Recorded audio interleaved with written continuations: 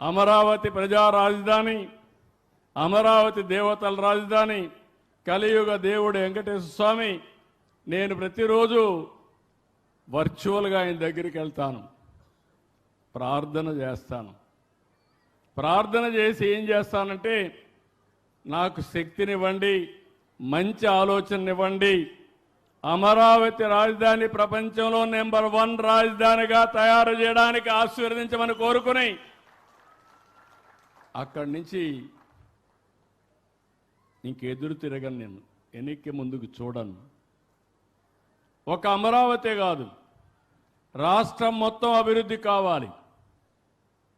అందుకే నేను కోరుకునే ప్రార్థనలో హెల్తీ, వెల్తీ, హ్యాపీ సొసైటీ, ఇది నా ప్రేయర్లో ఎప్పుడూ ఉంటుంది.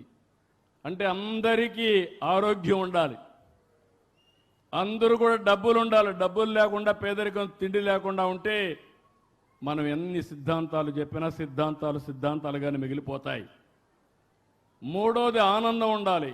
ఆనందం లేని లైఫ్ వృధా. అందుకే నేనన్నా, మా వాళ్ళు ఆ పక్కన వస్తామంటే ఆ పక్క ఈ పక్క బ్రిడ్జికి గోడలు కట్టారు. తొంగి చూస్తే నీళ్లు పోతా ఉంటే ఆహ్లాదకరంగా నీళ్లు ఉంటే పైన కొండల్లో పచ్చదనం. ఈ పచ్చదనం ఎక్కడా ఉండదు, అది కూడా గుర్తుపెట్టుకోవాలి. ప్రత్యేకమైన పచ్చదనం ఉండే ఏకైక ప్రదేశం మన అమరావతిని. అలాంటి పచ్చదనానికి ఎందుకు ఈ మాట వాడుతున్నానంటే, వేరే ప్రాంతాలు ఇంత థిక్ ఇది రాదు.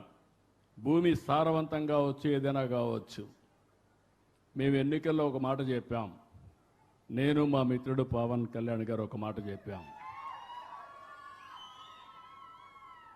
ఈ రాష్ట్రాన్ని విధ్వంసం చేశారు. ఎన్నికల ముందు పవన్ కళ్యాణ్ గారు కూడా రాజధానికి వస్తే, మీ సమస్యలు తెలుసుకోవాలని వస్తే, ముళ్ళ కంపలు వేస్తే ముళ్ళ కంపలు కూడా దోసుకొని మీ దగ్గరకు వచ్చిన నాయకుడు పవన్ కళ్యాణ్ గారు. ఈ విధంగా అనేక మంది మనం అందరం కూడా సఫర్ అయ్యాం. ఒకసారి నేను మా మిస్సెస్ వస్తే, మా మిస్సెస్ చూసిన తర్వాత చేతిలో ఉండే గాజులు తీసేసి అమరావతికి డొనేట్ చేసే పరిస్థితికి వచ్చారు. ఇలాంటి వాళ్ళు చాలామంది ఒక నిస్వార్థంగా స్ఫూర్తినిచ్చారు.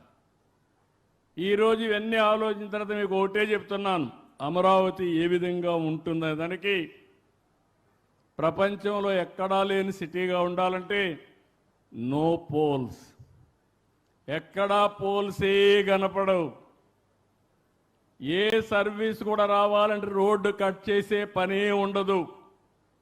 నేను హైదరాబాద్ చూసేవాడిని, సెక్రటరియట్ ముందర, అసెంబ్లీ ముందర ఒక ఆయన వచ్చి ఒకసారి రోడ్డు కట్ చేస్తాడు, ఆయన వెళ్ళంగానే ఇంకొక ఆయన వస్తాడు, నేను కరెంటు నీళ్లు తీసుకుపోవాలి, ఆయన కట్ చేస్తాడు, ఇంకొక ఆయన వస్తాడు, మురుగు వస్తూ ఉంది, పైపు లీక్ అయిపోయింది, మళ్ళా రిపేర్ చేయాలి, ఇంకొక ఆయన కట్ చేస్తాడు.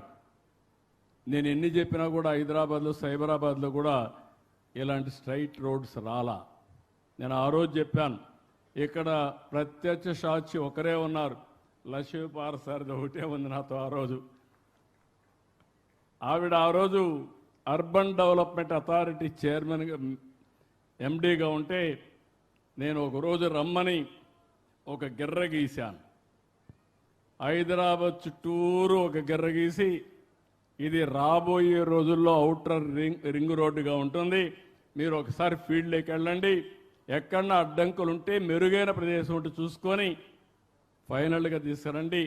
ఏ రాజకీయ నాయకుడు చెప్పినా ఏ ఒత్తిడికి లొంగకుండా బెస్ట్ ఓఆర్ఆర్ తయారు చేయమని ఆవిడ ఆదేశాలు ఇస్తే క్లియర్గా తయారు చేసుకొచ్చింది. దాన్ని యాజ్ ఇట్ ఈజ్ నేను అప్రూవ్ చేసి 162 కిలోమీటర్లు హైదరాబాద్కి వడ్డాణం నెక్లెస్ అది. అలాంటి బ్రహ్మాండమైన రోడ్డు ఆ రోజుట్లో 8 lane road with service roads తీసుకొచ్చిన పరిస్థితి.